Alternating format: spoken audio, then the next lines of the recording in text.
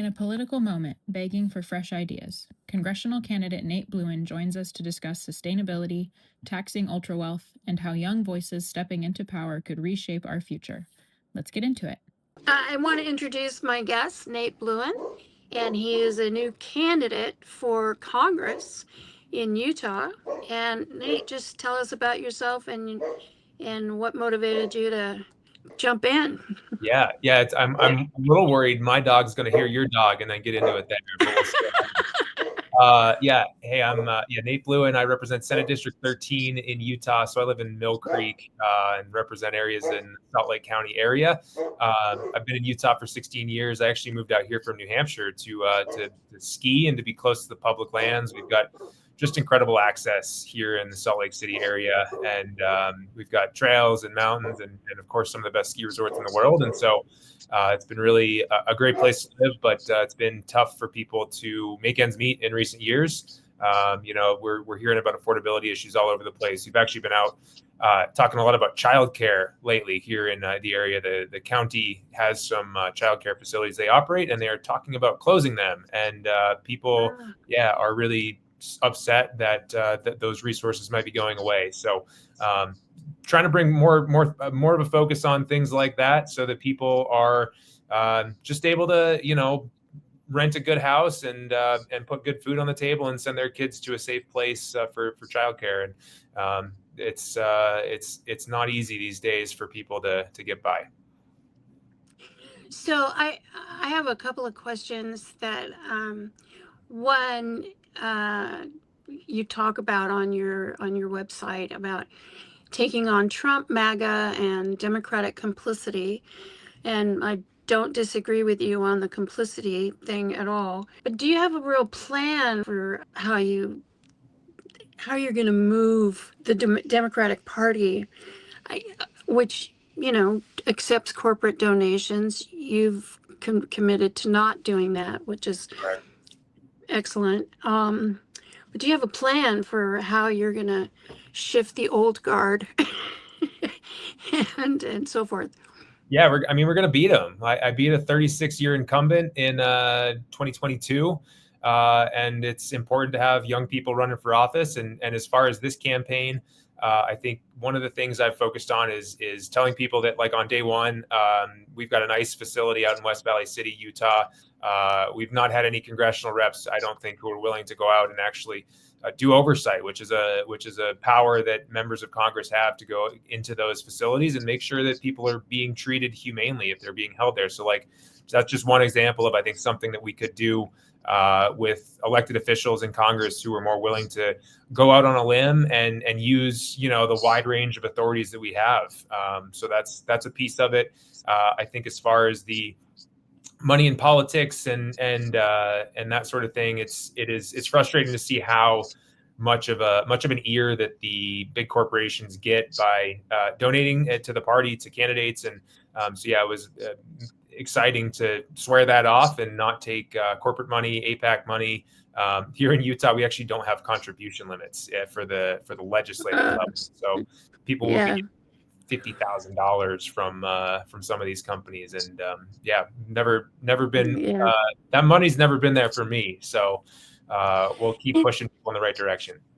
It's fascinating. Even here in Oregon, I've seen some state level races for the state house or the state senate where they've gone over $1 million in campaign donations back and forth, and that's just astonishing, especially for rural areas like I'm in, and it's pretty scary. What do you think about, like, I was very disappointed in Hakeem Jeffries' position on Zoran Mamdani, and what do you think about that? Because he's another young up and coming kind of socialist Democrat. And what are your thoughts on that? Yeah, I think that the Mamdani campaign was really stunning to watch. I had the privilege to go to an event they sponsored in New York City during Climate Week a couple months ago, which was a lot of fun. So to see that excitement on the ground, I don't know how you can not support that as a Democrat. So it was Yeah. definitely frustrating to watch from the outside as that happened. I think Mamdani has been he's shown himself to be maybe wiser than his years. I mean, with that meeting with Trump last week, I think he did an Oh, unbelievable yeah. job of standing up for his constituents. And I think he's been gracious in his treatment of Leader Jeffries since taking election. I think he said, he wants him to keep his position as leader. That'll be something I have to take a side on, I guess, eventually. But I certainly would lean in the direction of aligning with folks like AOC and Mamdani on that sort of issue. It's kind of interesting to me when you look at people even like AOC, who I'm supportive of, but even she's made comments somewhere, I don't remember where, but that if another party was available to her, she would probably be in another party than the Democratic Party. So that means that leaves a lot of heavy lifting for people like her, Bernie, yourself, and to really shift that corporatist status quo, I guess. This thing to go. And again, until we start electing people like yourself and AOC, and Elon Omar, I just think that it's going to be really hard to. I feel like when you go there, you get absorbed by the Borg collective or something. Oh, I feel that in the legislature. I mean, we as here in Utah, as a Senate Democrat, I am one of 6 in a caucus, and there are 29 senators. So we are 6 out of 29. And we have differences of opinion within the caucus itself, but try to stick together. But I mean, you certainly see people feel like they have to take the side of the party or the caucus or whatnot. And I've frankly been willing to step out on a limb and go against that occasionally and take some stands that maybe the caucus or other members of my party don't really want to go in that direction. And so I think you definitely see that as far as the need to feel like you're getting something done. We see people really willing to make a lot of compromises in a state like Utah because we've got this super majority, and they'll move forward with legislation rather than speaking out on the tough issues because that's what people feel like they need to communicate back to constituents. And I think from what I hear from folks, they're not so worried about that. They want to feel like they're being stuck up for. They want people who are going to call out whether it's the big donations and the corruption, or just bad behavior of Republicans or other folks. There's certainly corruption in politics generally. We need to get rid of things like congressional stock trading. We've seen Democrats and Republicans benefit from that financially. Yeah. We need people to call that out, and I think people to focus on what's core to the everyday lives of our constituents. I feel that like you I've been asked to ask you how you plan to do that. So I've got my kibitzer in the background. Go ahead. Can you reframe that a little bit? I'm trying to which aspect of that do you want me to get into? I think she's saying, how are you going to shift positions? I mean, to me, it gets back to insider trading is what she's talking about. Okay, that's enough, Shan. But anyway, away there. She's concerned about insider trading, but I think that it gets back to that, like the big orator, the people that are able to like give those floor speeches that move people and bring people to tears. And but I also feel like nowadays, even folks like Bernie, who makes really good sense when he's speaking, it's they're just so able to tune him out.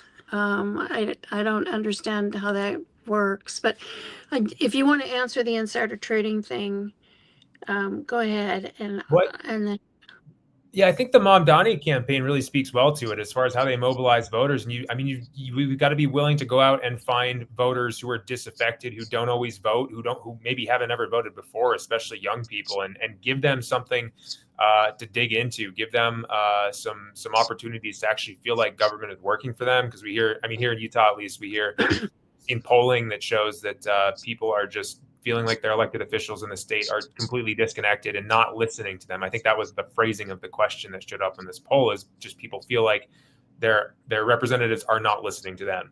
And I think young people and people across the spectrum who are dealing with paying a mortgage or paying off a student loan or all these other things that put a burden on us and really impact the financial decisions. I think that weighs heavily on people, and they need to feel like we are actually watching out for them and trying to move the needle on things like that. And it's hard to do when people see members of Congress, making millions of dollars off of potentially insider information. And so I think that's just a culture we need to change. We need to elect people who maybe don't come to Congress wealthy. I mean, I think there's certainly a lot of young people running for office right now that it's exciting to see, and they don't have this baggage, this millions of dollars that they can trade and make into a lot more money. You got to have money to make money, I guess, and that's a culture that needs to change.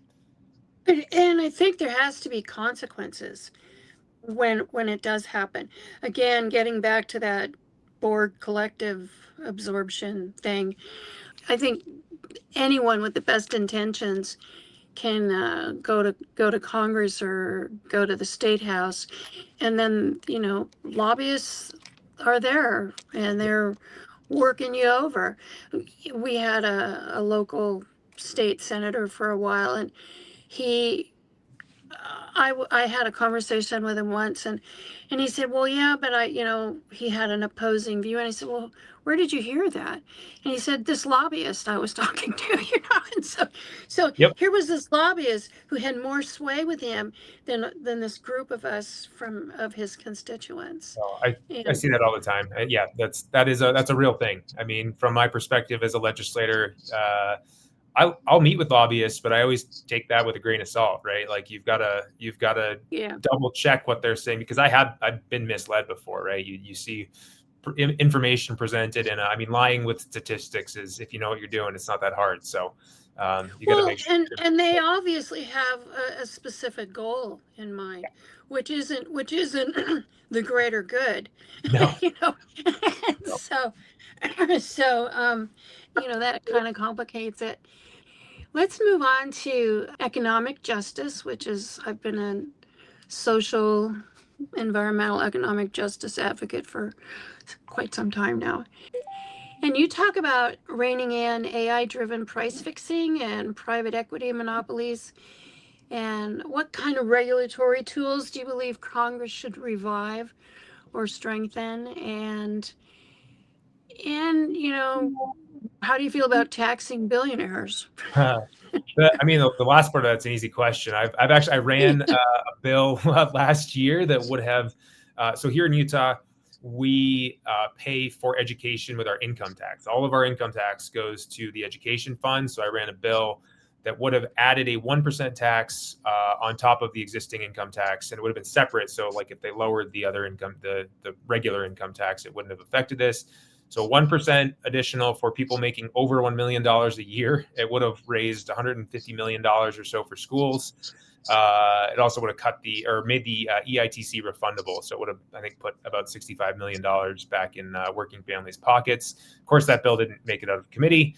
But yeah, I think we have to be willing to go deeper and ask people who are doing really well, who have benefited from all of the infrastructure that taxes pay for, that have certainly made their fortune on the backs of working people.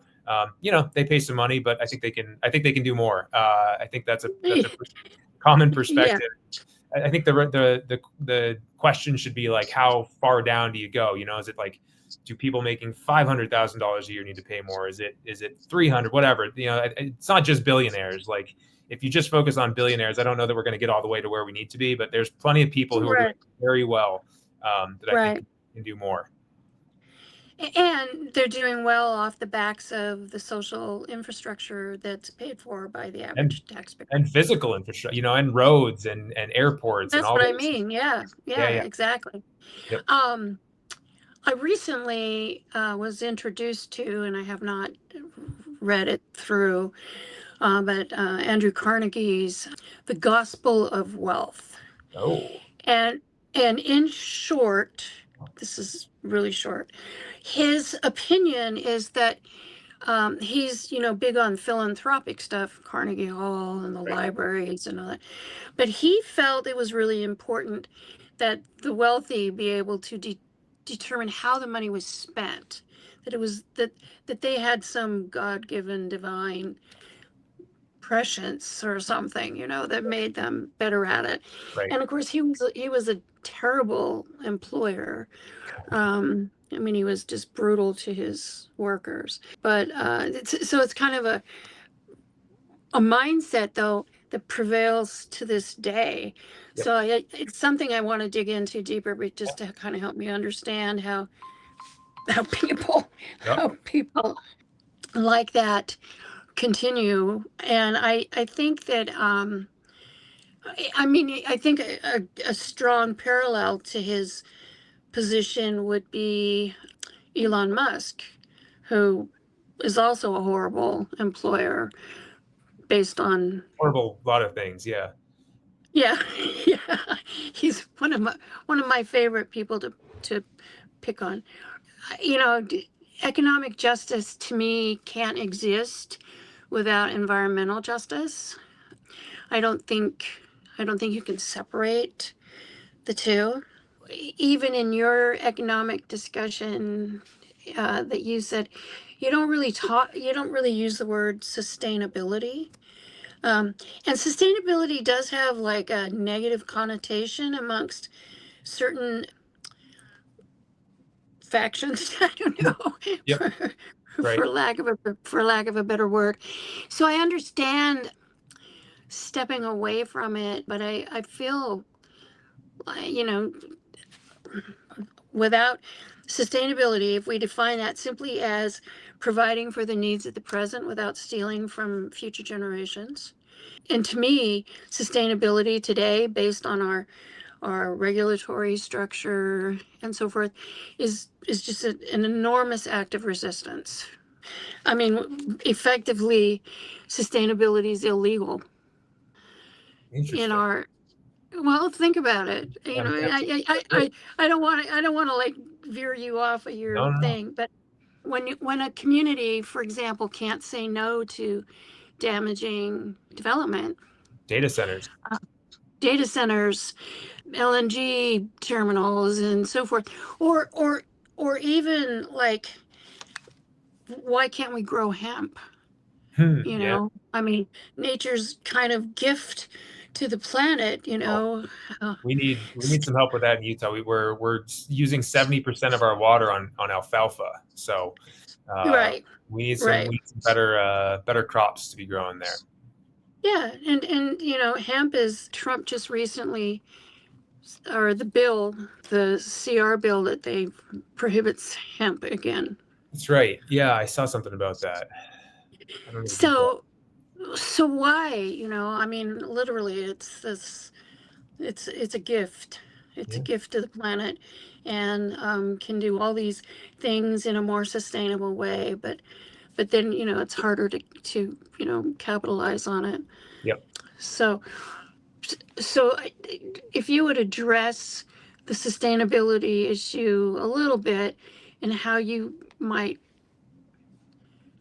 work forward, because there is this human mindset that nature is a resource to be extracted, that it only has value if it's a 2x4 or a cell phone. And how do we get people to look at it and see it as valuable infrastructure in and of its own? Yeah. I think I referred to essentially that in, I think it was my launch speech or something the other day. I was writing about exactly that. Like, yeah, public lands are a natural resource, not just for extraction, but our enjoyment, for the good of nature, for sustainability. I mean, to make sure that we are not just like fully tapping into every resource on the planet. I mean, these things need to be preserved, and whether it's for future generations or just to keep it in the ground. I think there are people on both sides of that, and I'm certainly of the belief that nature is a benefit in and of itself, right? That's why I came to Utah, to be able to recreate, to be able to spend time outdoors. I mean, that's how I clear my head, and I think that's how a lot of people clear their heads. And so, yeah, you touched on economic justice is and environmental justice are very connected, and here in Salt Lake, that's certainly true. You have the freeway that divides the east and the west side of the county. The west side is very much more industrial, but still, tucked away in houses. And you've got the Great Salt Lake with plumes of toxic dust that are coming over the valley in that way. And of course, the communities that we've zoned in the past is kind of the more marginalized communities, the more diverse communities, the lower income communities are all over there, right? In the path of the worst of what we're seeing from the drying up of the Great Salt Lake. So those things are always going to be interconnected, and we've got to find better ways to address them. Hopefully, address the root causes. I mean, I want to see Great Salt Lake recover and be. It is a natural resource. We see millions and millions of birds flying through every year, and using that as a refuge on their migratory patterns. And the brine shrimp industry. If you like shrimp, apparently farmed shrimp are fed brine shrimp from the Great Salt Lake. So if you like shrimp, they're being fed with our little brine shrimp which is kind of weird, cannibalistic almost. It's an incredible resource, and it's really impacting certain communities more than others. And we definitely need to address that as an economic issue as well, because it's tied into, again, the alfalfa conversation, where farmers are making their living off of a crop that really isn't working for the larger benefit of the community. So there's a circle there that we got to figure out. You also recognize healthcare and Medicare for all. Getting back to this, like this sense, even amongst mainstream Democrats, that socialism is somehow evil. I think two things: that there's obviously a misunderstanding, that socialism means that the state owns everything, and you're just like a little minion or something. Yep. And people don't recognize just what is socialized, like police, right? Police, Fire, police, roads, all that's right. That's socialism. Yep. The military, the VA, etc. And but I guess it seems like as long as we have this capitalist system that treats essential services as a profit goal, right. So I don't have any issues with people making a profit. I mean, I'd like to make profits and stuff. But I feel that when it comes to essential services, of which I would include healthcare. Oh, absolutely. That you can't have a profit motive in there. Yeah. And the only way to build a profit into that is to extract more labor from the workforce and withhold services to the customer. So when you take profit out of that and you divert all those funds to paying staff what they're worth and making sure that the customer, the patient, I guess is the right word to use here, gets what they need, somebody will still find a way to capitalize on that somehow. When you put that, yep. I was just going to say, when you put that profit motive in, I mean, you get things like school vouchers that are just sucking funds away from public schools, and someone's making money off of it, and our kids are suffering. And I mean, to me, education is another one of those basic rights that as a very wealthy country, we should be able to take care of getting our young folks a very good education. I always go, I don't know if you're a West Wing person, but there's a great quote from the West Wing, Sam Seaborn, talking about education, and the whole thing is I don't remember it, but he talks about schools being palaces and teachers making six-figure salaries, and it's just it's a great quote. So that's my philosophy of education. Yeah, so like I haven't watched TV since I was 16 years old. Probably So smart. I've got several decades of no TV, and it's really not that hard. Right. But you know you do miss some good stuff every once in a Yeah. while. You've also brought in, and I'm mindful that we're running short on time here. You've talked about education, and we've talked about environment. What about gun violence? It's a bad problem. Utah is maybe the most open state when it comes to firearms. It's right up there. We have constitutional carry. You can. One of the issues I just learned about is 18-year-old kids can store a gun in public university dormitories. They can have and possess their whatever weapon they have. They can keep it in their dorm room at our public colleges. The legislature has prevented public colleges from setting their own rules about that issue, which is just mind-blowing to me that someone thinks that an 18-year-old in college who's potentially around alcohol and other stuff, could make all sorts of bad decisions. And we've seen people killed at the University of Utah in recent years over gun violence. So it's a big concern in Utah. I've led pretty widespread legislation on gun violence, along with like Everytown for gun safety. It was really fun to work with them on that important issue. And again, it's another one of those bills that I think a couple pieces of it maybe got incorporated into some other legislation, but it got killed in committee on a party line vote. So have you been able to pass any of your bills?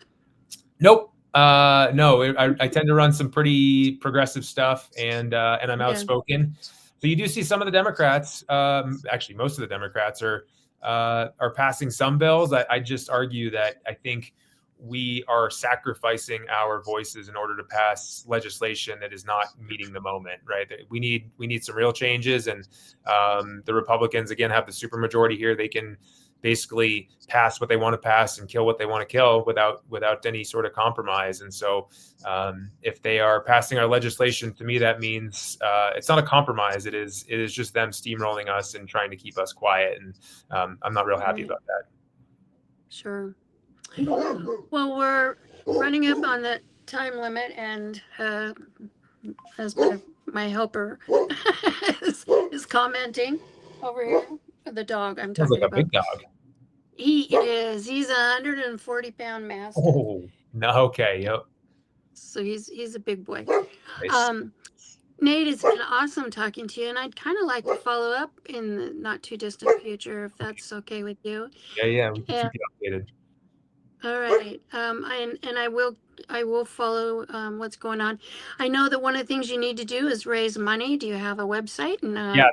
Yep. Just Nate for Utah. Thank you. My campaign manager would be livid if I Nate for Utah, Nate FORUtah.com. We've got our donation link, sign up page there. Nate for Utah is my handle on social media. Generally, I spend too much time on Twitter. We're doing Instagram and TikTok and all the other stuff too. But always love to get engaged with people. It's fun to hear from people in Utah and around the country. Cool. All right. Thanks, Nate. And I'll be in touch. Awesome. Right. Appreciate it, Mary. Thanks. Take care. Bye.